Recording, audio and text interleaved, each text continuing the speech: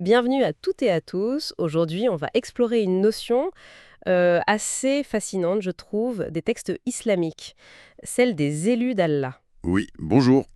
C'est l'idée qu'il y aurait un groupe de croyants un peu spécial, mentionné dans le Coran.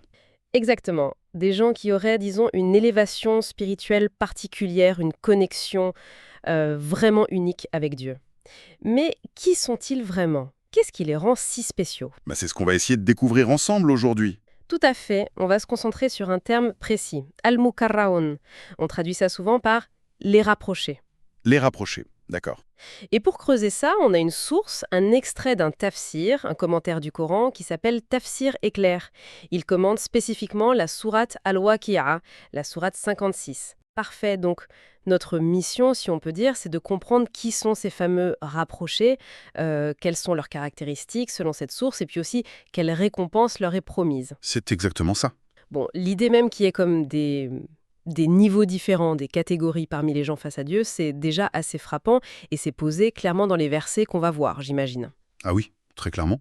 Dès le début des passages qui nous intéressent, dans la sourate Al-Waqi'a, versets 7 à 14, Oui, le texte dit « Et vous serez alors en 3 catégories ». Bon, il parle ensuite des gens de la droite, Ashabul Yamin, voilà, et des gens de la gauche, Ashab al-Shimal. Mais c'est la troisième qui nous intéresse particulièrement ici. ah, la troisième. Le texte insiste un peu, non? Il dit où est les devanciers, As-Sabikoun, les devanciers. Il y a comme une répétition. Oui, c'est ça, comme pour marquer le coup. Et juste après, ce sont eux les plus rapprochés, Al-Mukarraboun. Donc voilà, l'identification est directe. Ok, donc les devanciers, ceux qui sont en tête, en quelque sorte, ce sont eux, les Moukarabines. C'est exactement ça. Le texte fait le lien direct. Et il précise tout de suite où ils vont. Ceux-là seront dans les jardins du délice. Voilà. Les jardins du délice. Et puis, il y a cette précision assez intrigante juste après. Une multitude d'anciens et peu d'hommes des dernières générations. Ah oui, j'allais y venir. Ça interpelle. Peu des dernières générations. Pourquoi?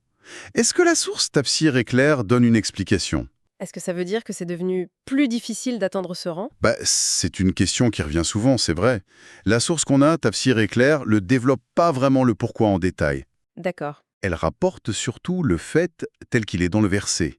Elle souligne que ça montre bien que c'est un groupe d'élite, un statut vraiment à part.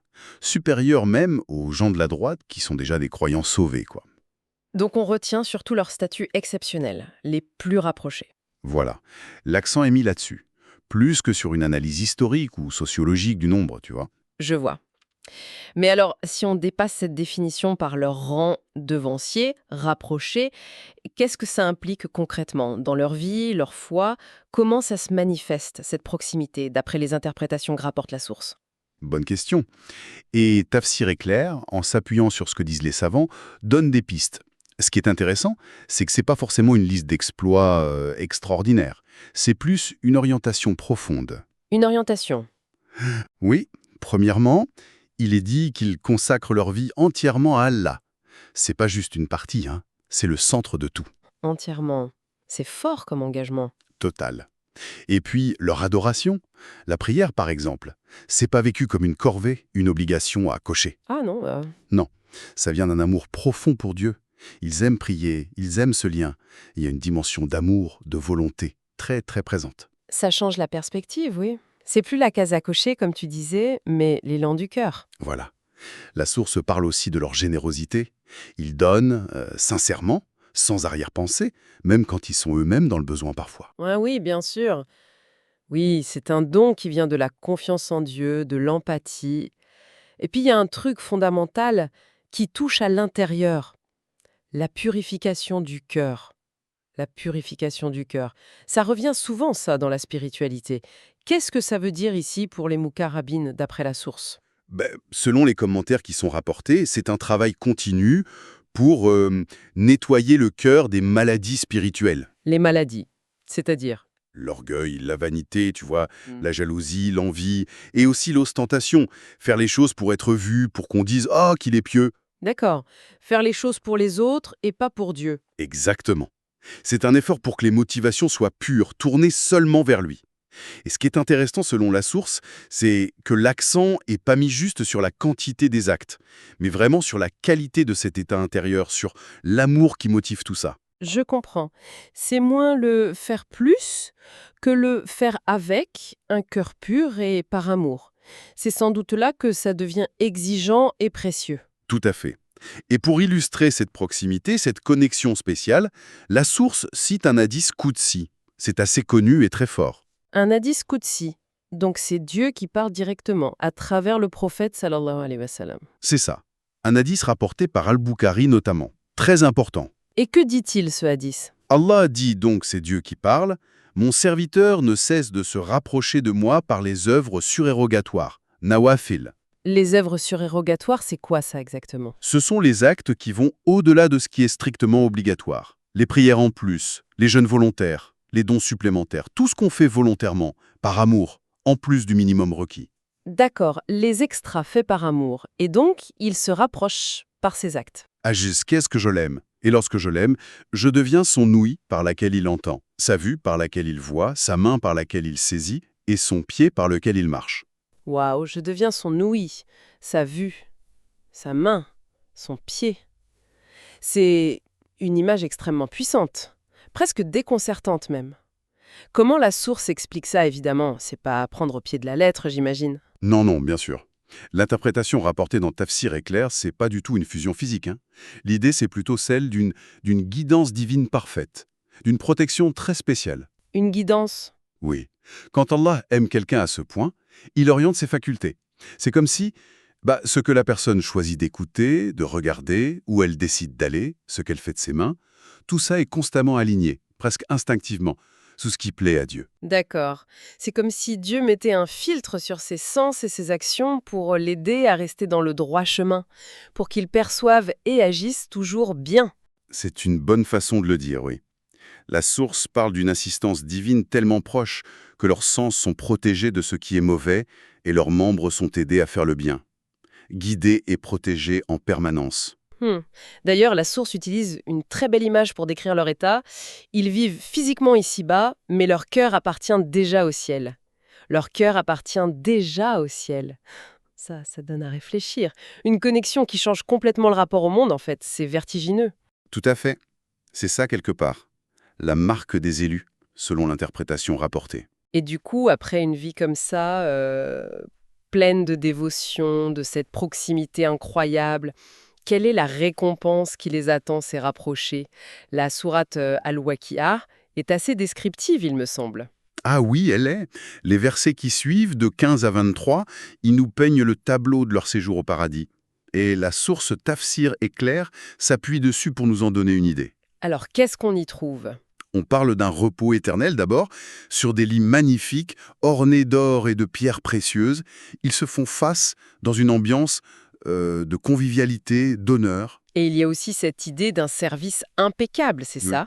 Des jeûnes éternels. Oui, des jeunes éternellement jeunes, Gilman Mukhalladoun, des serviteurs qui restent toujours jeunes et beaux et qui leur apportent des coupes, des aiguillères et un verre rempli d'une liqueur de source vive. Une liqueur.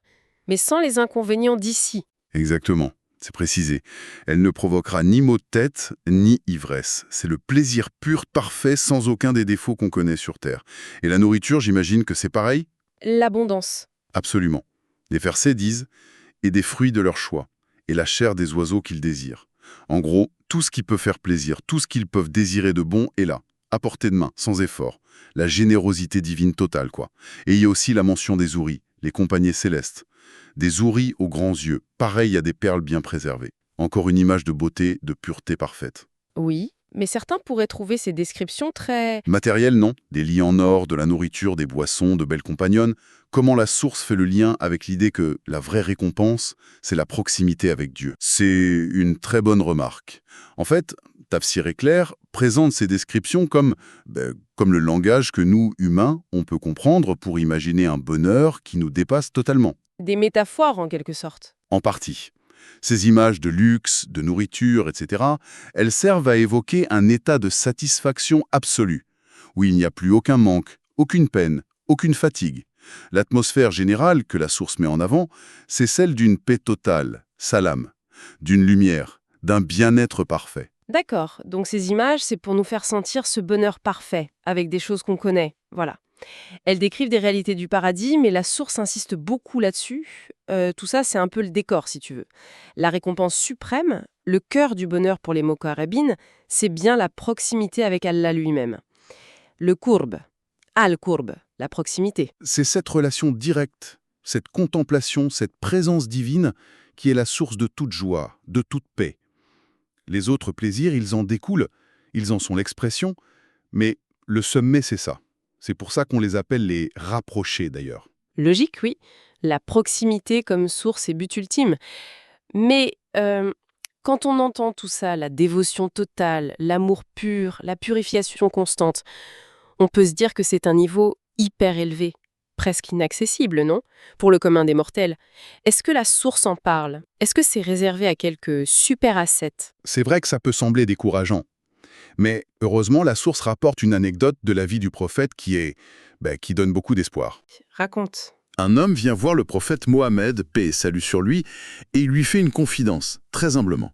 Il dit un truc du genre: « Ô messager d'Allah, franchement, j'ai pas fait des tonnes de prières en plus ou plein de jours de jeûne volontaire. » Il admet qu'il n'a pas beaucoup de ces fameux actes nawafil, les actes surérogatoires. Exactement.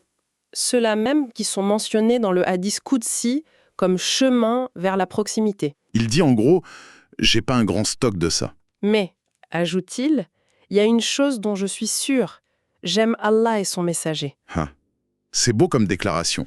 Simple, sincère, il reconnaît ses limites, mais il affirme son amour. Et le prophète y répond quoi à ça? Sa réponse, elle est rapportée dans les recueils les plus sûrs, comme Al-Bukhari et Muslim. Et elle est bouleversante de simplicité et d'espoir. Le prophète lui dit juste: « Tu seras avec ceux que tu aimes. » Tu seras avec ceux que tu aimes? Waouh. C'est tout? C'est incroyablement fort. Et la source, comment elle interprète ça? Elle y voit une bonne nouvelle capitale. L'interprétation, c'est que la clé, le critère décisif pour espérer rejoindre la compagnie des plus grands, et donc potentiellement les mukarrabines, c'est pas forcément d'atteindre une perfection absolue dans les actes volontaires, ce qui est quasi impossible pour la plupart d'entre nous, soyons honnêtes. Oui. Le truc crucial, c'est la sincérité, la profondeur de l'amour pour Allah et son messager. Donc l'amour passe avant, même si les actes sont pas parfaits. L'interprétation qui est donnée, c'est que cet amour sincère, c'est le moteur. C'est ça qui doit tout animer. Évidemment, un amour vrai, ça pousse à obéir, à faire des efforts pour plaire à celui qu'on aime. C'est pas une excuse pour se laisser aller. Bien sûr, logique. Mais la source souligne que c'est ce lien d'amour, ce désir profond de Dieu qui crée la connexion spéciale. Et c'est ça qui déterminera avec qui on sera dans l'au-delà. Même si on tombe, même si on n'atteint pas des sommets dans les actes surérogatoires, si l'amour est là, authentique, l'espoir reste entier d'être réuni avec ce qu'on aime, y compris les prophètes, les saints, les plus proches de Dieu. Ça ouvre une porte immense, tu vois. Oui, c'est vraiment encourageant. L'amour comme clé ou comme fil conducteur principal, même avec nos faiblesses. Ça recentre pas mal de choses. Et du coup, si on prend tout ça qui sont les mukarrabines, ce qui les motive, leurs récompenses, et cette importance de l'amour, j'imagine que la source Tafsir éclair nous amène à nous poser des questions sur nous-mêmes, non? Ah oui, clairement.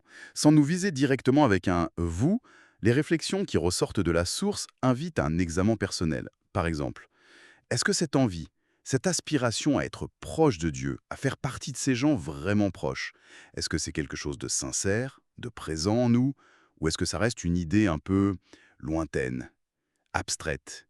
Et puis, dans la foulée, est-ce que nos actions de tous les jours, notre façon de prier, notre générosité, nos efforts, petits ou grands, est-ce qu'on essaie de les orienter dans cette direction? Est-ce qu'on essaye même un peu d'y mettre cet amour dont on vient de parler? Exactement. Et peut-être la question la plus directe qui découle de tout ça, notre cœur, il cherche vraiment Allah ou est-ce qu'il est surtout pris par les soucis matériels, les ambitions de ce monde, les distractions? Qui passe finalement. Quelle place on donne vraiment à cette quête de Dieu? Ce sont de bonnes questions pour réfléchir à la cohérence entre ce qu'on dit croire ou espérer et ce qu'on vit vraiment. Tout à fait. Bon, on arrive vers la fin de notre exploration. Si on devait résumer les points clés qui ressortent de notre discussion, en se basant sur Tafsir éclair. Alors, on pourrait dire que les Al-Mukarrabin, tels que présentés par la sourate Al-Waqiya et interprétés ici, c'est vraiment une catégorie d'excellence spirituelle. Les devanciers, ceux qui sont dans une proximité unique avec Dieu. Oui. Leur grande caractéristique, c'est cette dévotion totale qui vient de l'amour plus que de la simple obligation. Ça se voit dans leur générosité, leur travail sur eux-mêmes pour purifier leur cœur. Et leur récompense? Et elle est décrite comme un bonheur paradisiaque total. Mais le sommet, l'essence de tout ça, c'est la proximité directe et heureuse avec Allah lui-même, le courbe. Et il y a aussi ce rappel important sur la perspective, hein, le fait que notre monde actuel est éphémère comparé à l'éternité et à la réalité de cette place promise aux rapprochés. Ça remet les choses en place, nos priorités. Absolument. Et peut-être pour laisser une dernière piste de réflexion, qui vient directement du hadith Qudsi qu'on a cité, « Mon serviteur ne cesse de se rapprocher de moi par les œuvres surérogatoires. » Oui, Ce hadith fait bien la différence entre les obligations, les faraïdes, et ces actes volontaires, les nawafil, qui naissent de l'amour et qui mènent à cette proximité spéciale. Ça pourrait nous inviter chacun à réfléchir à notre propre équilibre. l'équilibre entre les deux. Oui, comment on vit personnellement ce lien, parfois cette tension entre faire ce qui est obligatoire, notre devoir religieux, et chercher cet en plus, cet élan supplémentaire qui vient du pur amour, du désir de se rapprocher encore plus de Dieu. Quelle place on donne à ces deux aspects dans notre propre chemin? C'est une excellente question pour conclure. Cette dynamique entre le devoir et l'amour, entre le requis et l'offert, oui, ça ouvre un grand champ de réflexion personnelle sur la nature, la profondeur de notre propre relation au divin. Exactement. Voilà, donc quelques pistes, quelques éclairages tirés de notre parcours dans ces textes, de quoi nourrir, je pense, la méditation de chacun. Merci beaucoup. Merci à toi.